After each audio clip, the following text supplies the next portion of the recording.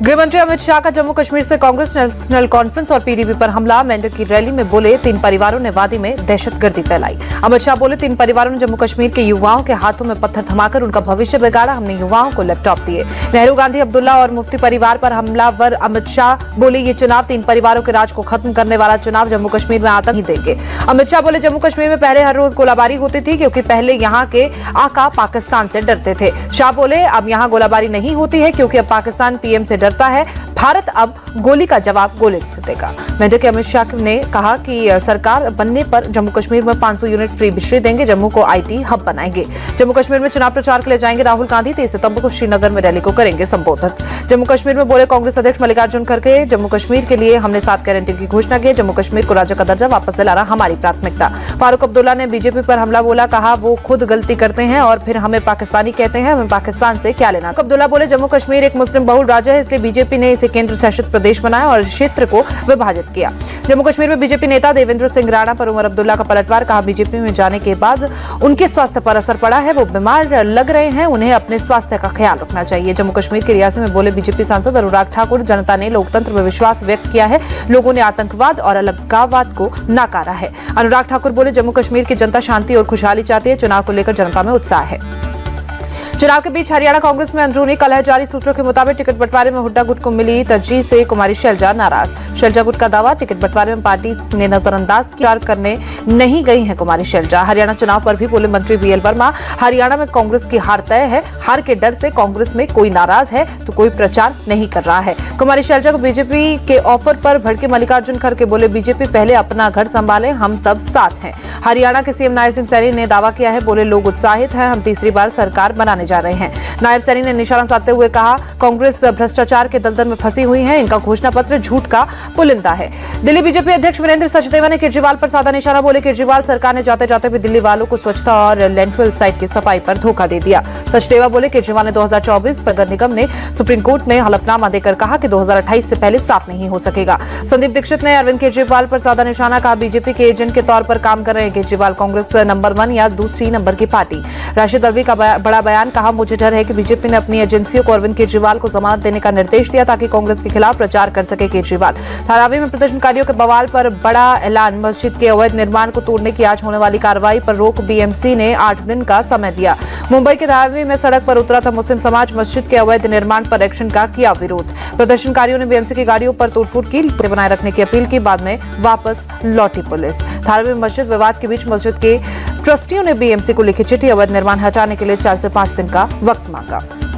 धारावी में मस्जिद के अतिक्रमण को हटाने के मामले में कांग्रेस सांसद वर्षा गायकवाड़ ने सीएम शिंदे से मुलाकात की, डीपीआर से जांच करने की मांग की गई। हिमाचल प्रदेश में आज फिर हिंदुओं का प्रदर्शन। सिरमौर जिले के शिलाई में हिंदू समाज का प्रोटेस्ट। अवैध मस्जिद घुसपैठ समेत कई मुद्दों को लेकर हिंदू संगठन का प्रदर्शन। प्रदर्शनकारियों ने वक्फ बोर्ड को खत्म करने की मांग भी की। कोलकाता में जूनियर डॉक्टरों की हड़ताल खत्म हुई, 42 दिन बाद वापस काम पर लौटे। आरजीकर मेडिकल कॉलेज के करीब 900 जूनियर डॉक्टर थे हड़ताल पर। कोलकाता रेप केस में न्याय की कर रहे थे मांग। पूर्व प्रिंसिपल को टेस्ट चौटाला थाने के पूर्व एसएचओ अभिजीत मंडल का पॉलीग्राफी टेस्ट कराना चाहती है सीबीआई, कोर्ट में दिया आवेदन। सीबीआई ने कोलकाता के सियालदह कोर्ट में सीलबंद जांच रिपोर्ट सौंपी। कोलकाता रेप मर्डर केस में बड़ी साजिश का पता लगाने में जुटी सीबीआई। तिरुपति प्रसाद खुलासे के बाद पूरे देश में हड़कंप। वाराणसी के काशी विश्वनाथ मंदिर के लड्डू की जांच हुई।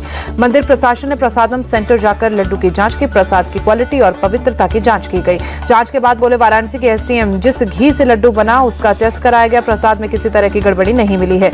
तिरुपति मंदिर प्रसाद विवाद के राजस्थान सरकार का बड़ा फैसला। राज्य के सभी बड़े मंदिरों के प्रसाद की होगी जांच, सीएम भजन अभियान। तिरुपति लड्डू विवाद में एक्शन में केंद्र सरकार। जेपी नड्डा ने सीएम नायडू से मांगी रिपोर्ट। कहा मिलावट की जांच एफएसएसएआई करेगी और कानून के दायरे में होगी कार्रवाई।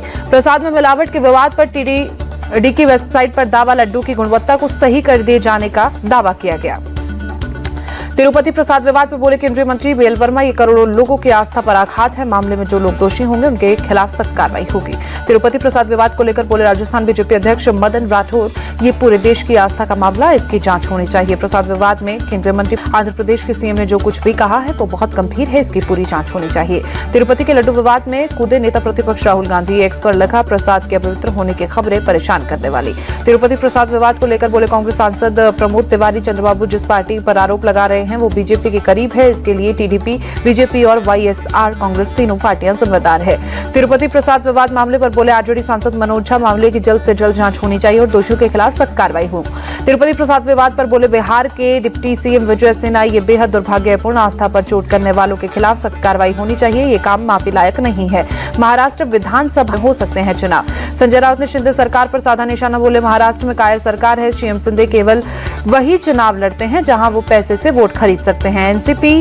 एससीपी सांसद सुप्रिया सुले ने अजीत पवार के नेतृत्व वाली एनसीपी को जल्द नया सिंबल देने की मांग की। कहा केवल हमें मिले सिंबल, ये कंफ्यूजन दूर नहीं हो रहा।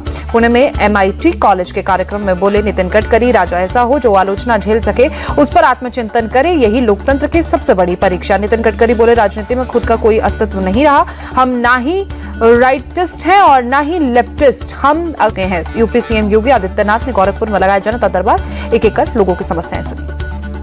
कन्नौज में नाबालिग से रेप के मामले में पुलिस ने कोर्ट में केस डायरी दाखिल की है। मामले में पुलिस ने पूर्व सपा नेता नवाब सिंह यादव को गिरफ्तार किया था। कन्नौज में रेप कांड के आरोपी नवाब सिंह यादव के भाई के नीलू यादव को जमानत के बावजूद नहीं होगी रिहाई। मारपीट का मामला दर्ज होने के कारण अभी जेल में ही रहेंगे नीलू।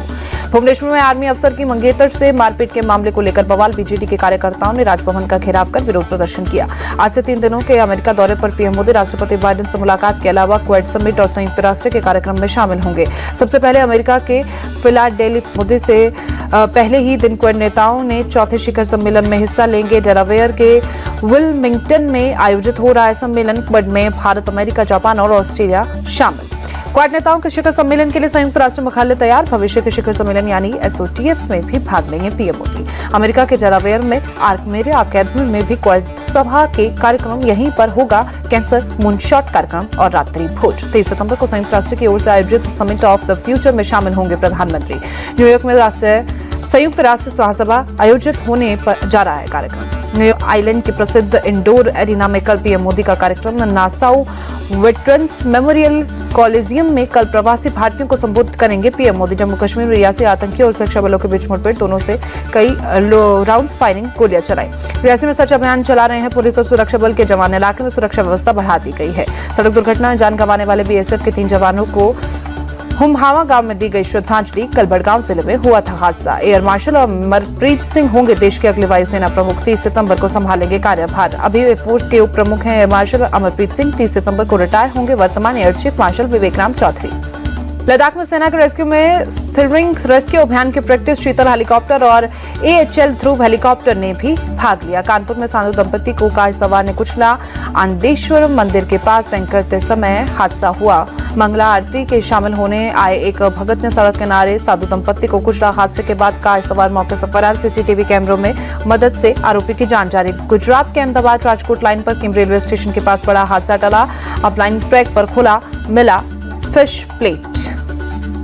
ट्रैकमैन में अलर्ट रहने के चलते हुआ बड़ी साजिश का खुलासा। आज सुबह 5 बजे ट्रैकमैन ने खोला पाया फिश प्लेट। पास में फेंकी मिली फिश।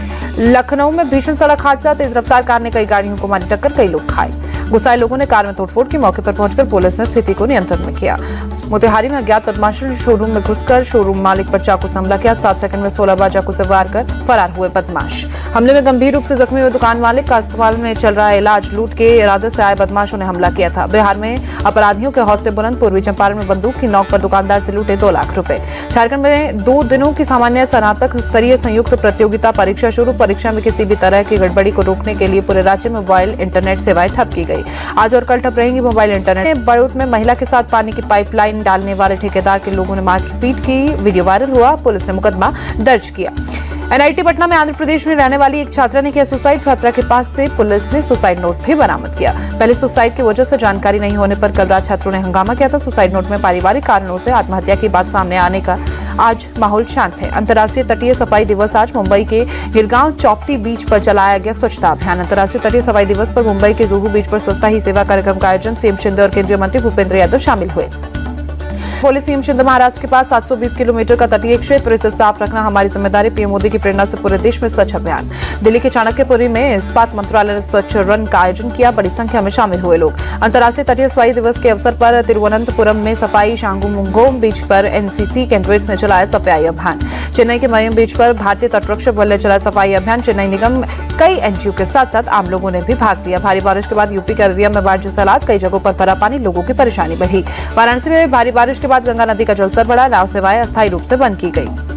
बंगाल में कई जगहों पर बाढ़ से बिगड़े हालात पर राज्यपाल सीवी आनंद बोस ने जताई स्थिति में गंभीरता से लेना चाहिए, पीड़ितों को तत्काल पुनर्वास और बचाव की जरूरत। पटना के दानपुर में भारी बारिश से बिगड़े हालात, कई गांवों में बढ़े बाढ़ जैसे हालात, घरों में पानी घुसने से लोगों को भारी परेशानी, नाव के सहारे लोग सुरक्षित जगह पर जाने को मजबूर। असम में डिब्रूगढ़ में भीषण गर्मी के चलते स्कूलों का वक्त बदला गया, सभी सरकारी और निजी स्कूलों में सुबह 8 बजे से क्लास के आदेश। इजरायली सेना का दावा, बैरूत में हमले में प्रमुख हिजबुल्लाह नेता मारा गया। दक्षिणी बैरूत पर हुए इजरायली हमले में कम से कम 12 लोगों की मौत है, 66 घायल। इजरायल में शुक्रवार दोपहर को दक्षिणी उपनगर में किया हमले के बाद बैरूत में आसमान से उठता दिखा धुआं। इटली के उत्तरी इलाके में बाढ़ का कहर, 1000 से ज्यादा लोगों को रेस्क्यू किया गया।